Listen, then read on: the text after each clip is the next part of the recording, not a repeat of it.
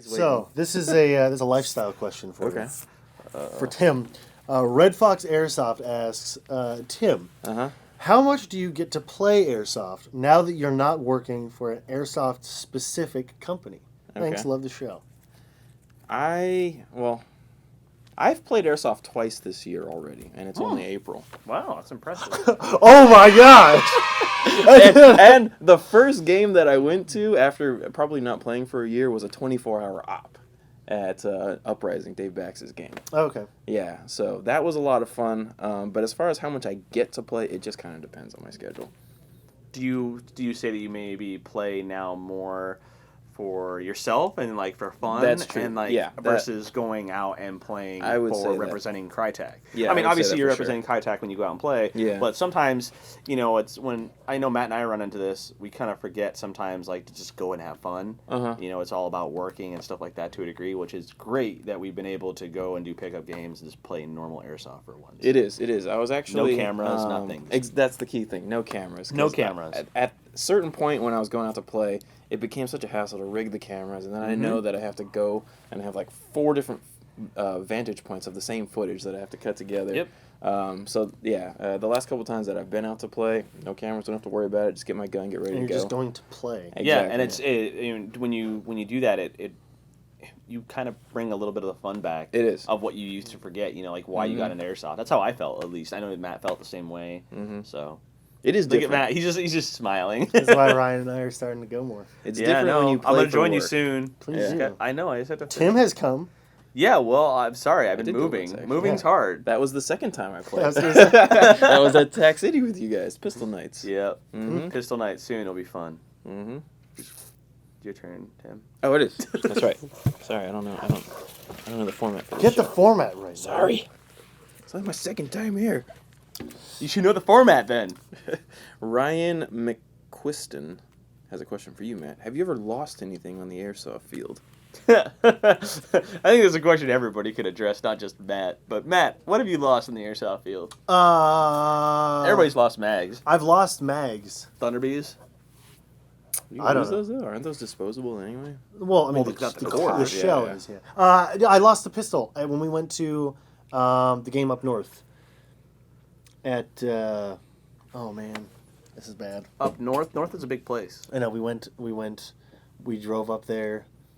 In a car? Game Pod? No, it wasn't Game Pod, it was outdoor. The Bad Blood West game? Was it in California? Yeah, it was in California. Yeah, okay, so it was that game. It was that game. Yeah. I lost a pistol mag. And then somebody turned it in. Like, I lost it, like, running, because it came out of my battle belt. Yeah, that's what always happens with. Yeah, and somebody turned it in. I went in at the end of the day. I said, hey, I'm missing a magazine for my DS.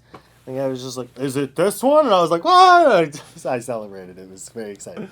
Wait a minute, you saying you lost something and actually You found found it it. in That's a what I'm lost saying. found? That never happens. That's what I'm like. That's why I was so kind of amazed. What is about that someone losing something and then finding it at your house later? Okay, We've already gone into that We've one. gone into We've that. already. Everybody knows the story of him and his high That's kappa. the best one. but I didn't lose that on a field. That's true. Well, I thought I did. You thought you did. Yeah. Yeah, I thought I lost my knife. On How about the you field. guys? I mean, it's boring if the question's just for me. You guys ever lost anything on the airsoft field? I can't recall anything off the top of my head that I've lost.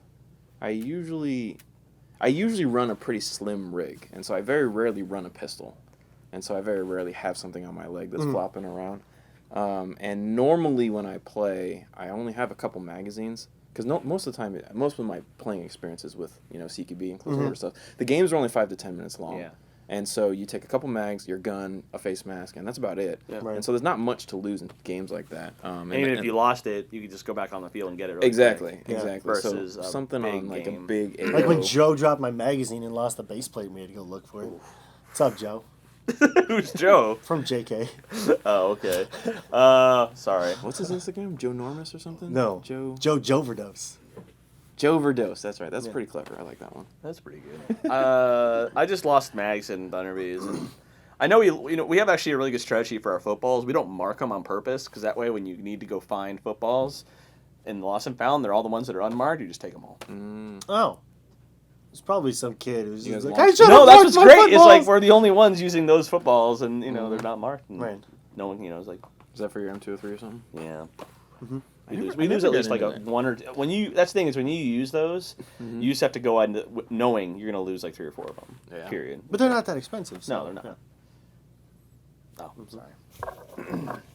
It's tough to know when you're winding down, and then you got to get a question ready. Yeah, that's why I kind of pull mine as we're still talking, so we're prepared. Okay, Callsign Badger asks, "Hey, Insert, are you guys planning on going to Fate of Giant 5 in this November? If so, what team?" I have no idea.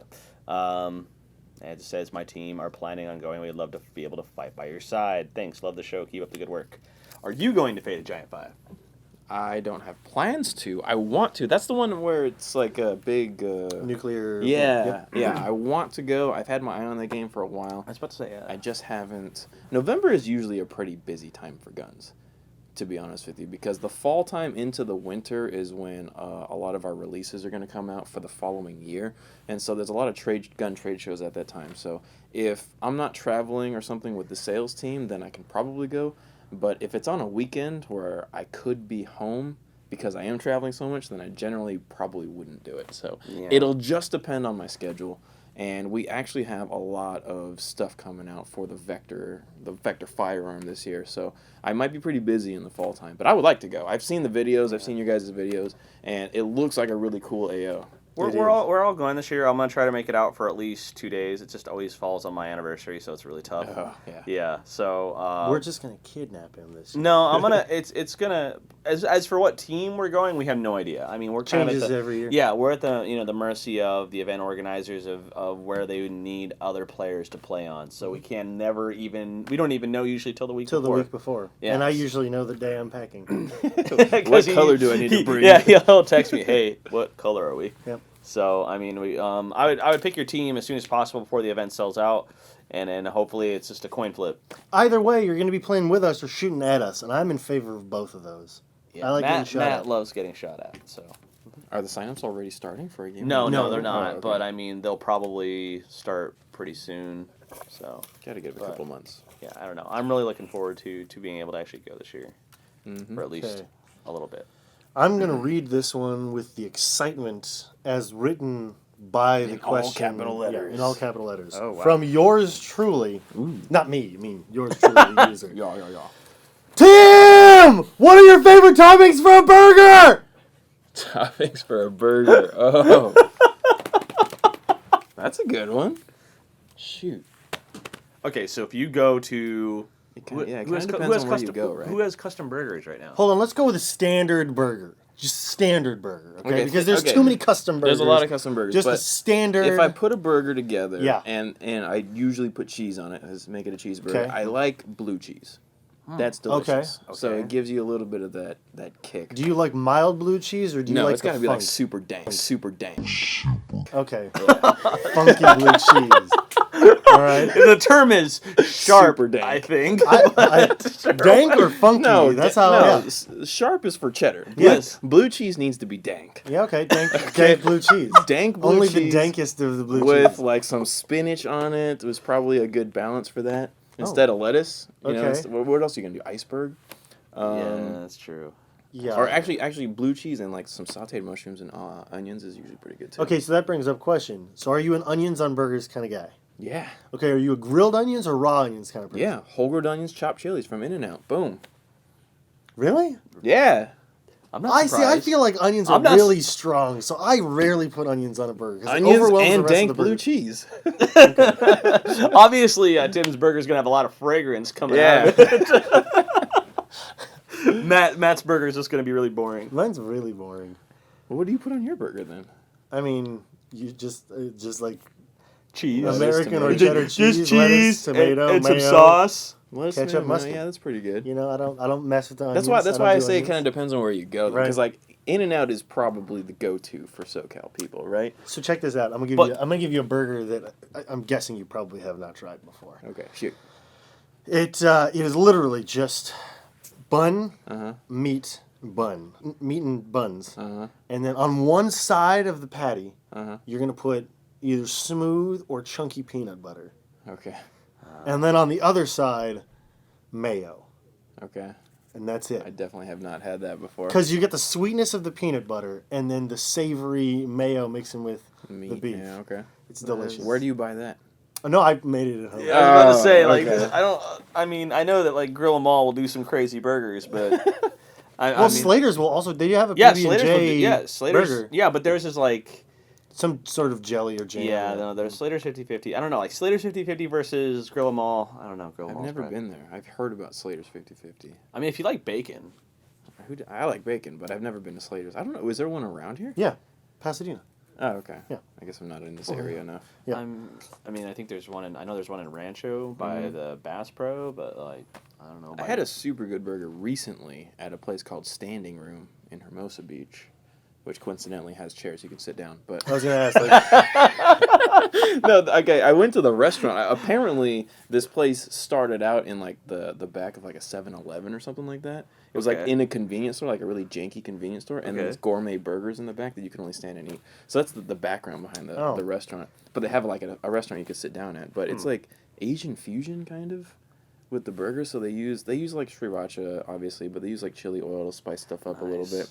But their Parmesan fries had, like, furikake mixed into it, which was delicious. Oh, really? That sounds really kind of good, though. It was really good. So furikake is, like, with sesame seeds and, like, seaweed, dried seaweed. Yeah. It was super good on the Parmesan fries. What's up? There's also egg in there. Oh, egg? Like dried egg. Okay. And He's our resident Japanese Our resident, expert. Yeah. Mr. Thanks, Ryan. Hasegawa. actually, your entire crew is Japanese. Wait, Chris, are you also Japanese? Wait, Chris is Japanese? Yeah. What's your last name? Ohara. Oh, yeah, totally Japanese. I never knew that. Middle name is Akira. That's very Japanese. He's more Japanese than you. Let me ask you this, Chris. Do you speak Japanese? Huh? Do you speak any Japanese? Dude, he's more Japanese than you are. You're messing up. My wife's more Ryan's Japanese messing up than so Ryan hard right is. now. My wife can speak, knows some Japanese as well. She took like 3 years of it. What? Dude, his wife's more Japanese than you are. Ryan doesn't care. Ryan's just like, Ryan's, I'm American. Later. Your turn. Go ahead. Your last question? Yeah, last question. Last question.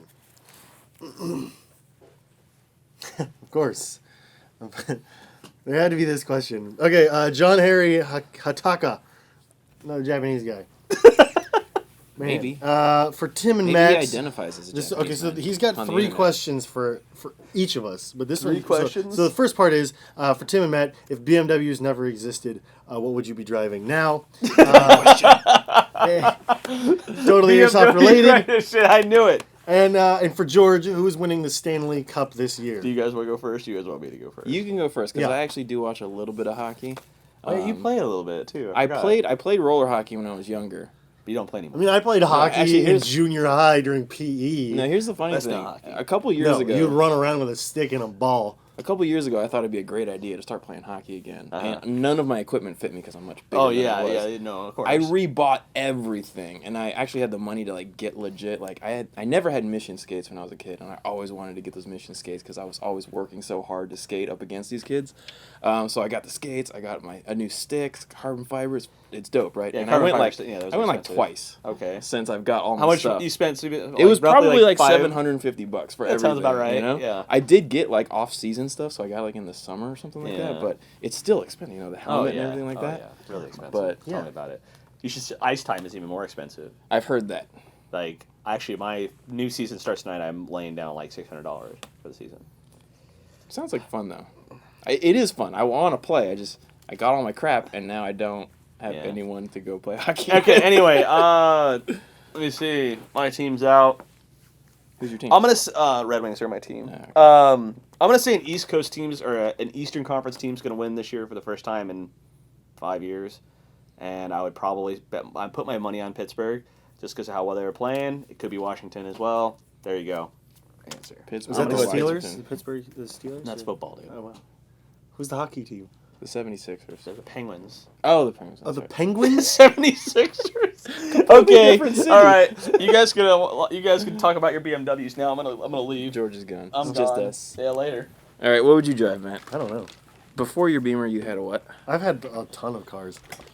Okay. You had a Camaro. I had a Camaro. Ooh, those are nice. Yeah. I don't know that I would ever buy a Camaro, but they're cool. I mean, it was cool as like a project car that I built. Mm-hmm. It's gone now. I had a Toyota truck. I had an Acura. TSX. I had a Civic. So you would drive just about anything else? No, God no. You would not drive Wait, a Ford. BMWs didn't exist? If they never existed, what You would would never we drive drive? a Mustang. No. Sorry. Sorry, Ford Not even fans. the new Mustang? No. I think the Mustang's cool. I'm not He can't drive. I can't drive Ford. Fords. Ford. No. Yeah. Don't you have like a model something? I had a Model A. Yeah. That's different. That's Because you never drove it? And I never drove it. Oh, okay. Yeah. And it's gone. Okay. Still haven't answered the question. So if BMWs never existed, what would you drive? I guess that would depend on what I could afford. I'd like to say a Porsche, but I can't afford a Porsche, so. He would just drive another German car that keeps breaking, right? No. See, that's the thing. It's tough because nobody really does what BMW does really well. You know what I would drive? If I didn't drive a BMW right now, like if BMWs didn't exist, and I wanted something that was Nissan. reliable, no, I wouldn't drive a Nissan ever. I'd drive a Subaru. Really? Yep. For as much as you made fun of Matt for his WRX, Because he allowed it to overheat and then never repair it. Yep, I would drive a Subaru. I'd drive a Forester 2.5 XT. Really? Yep. I just can't get over the all-wheel drive thing. What would you drive? I would drive a Porsche. I know you would. Okay, let's assume for a moment that we could both afford Porsches 5 years ago before the 993 and 964s blew up in price. And they were still an affordable, when the air-cooled were still affordable. What model would you buy? A 993. Why? Because that's the last air-cooled one. That's like the E30 M3 for us. I wouldn't buy that. Really? I'd buy a 964. No. I'd buy a 993 looks 73 way better. I'd buy a 73 RSR and just enjoy yeah, life forever. Those will never be cheap. Well, yeah, no, that's true. Okay, so if you had to choose something more affordable, like if you couldn't afford, you can't choose a Boxster. Like I know that's a fun. The track. Boxsters? I know it's a capable car. Yeah, it is. But it's super lame. I guess. So if you had to pick another, would you drive like another German manufacturer? I don't know. That's what I was kind of getting to. Is that nobody really does the same type of vehicle dynamics that BMW puts in their cars for the price that they do. I think the Mercedes, they don't handle as well, and they're a little more expensive. Porsche's a lot more expensive. The power's there, though. Yeah, it is. The but problem they're I have only with fun in a straight Mercedes, line. like I like Mercedes' new designs. The problem is that they don't come stick shift. And Oh, I don't yeah. care how high a performance car you make. If you don't make it in stick, I don't care. Yeah, I agree with that. You know what I would drive that I can afford? A Honda. Oh, yeah. An S2000 or an NSX. Oh, an NSX. Yes. Yes. Keep a in mind- 91 NSX. Okay, those are still quite expensive. Dude, when I was graduating high school in 2005, you could get an NSX for under For 20 grand. I know. Yeah. Yeah. I went to go sit in one, and I don't fit. Oh, that's Yeah, I only fit in the later model. Oh, okay. Yeah, because they changed the interior, just Yeah, like the they changed a lot AP1, of it. AP2. Like I fit in the later model S2000 and NSX, but I don't Okay. fit in the early models. Yeah. I love the pop-up headlights, but if I don't fit, like my head was like. Yeah, My if I dad could and have I picked both up, took a sit in it. if I had known NSXs would appreciate so much, Yep. I wish I would have got one when I was in high school. So Hondas. That That's would what we be would do. that would be one. Yeah. It would have to be like a Type R or something like that. Yeah, an And- Integra Type R. Yeah, I had an Integra. That was my first car. Really? It wasn't a Type R. Yeah, when I was in high school, I had an Integra. Like a GS. It wasn't a GSR. It was just a regular LS. That's a capable car. Yeah. 4-door. It was actually. Yeah. So there you go. Both of us would either drive Porsches or Acuras. Hondas. Mhm. Yep. All right, guys. Thanks again for joining us on Not So Round Table. George, you want to come back and say goodbye? No, it's cool. Okay. All right. So Tim, thanks again for coming in. Thanks for Thank having you me. for coming, Tim. Thank you. See you guys Thanks, later. George. Oh, You're welcome. That was seriously the longest. We That's spent okay, way we too make much it time. two parts.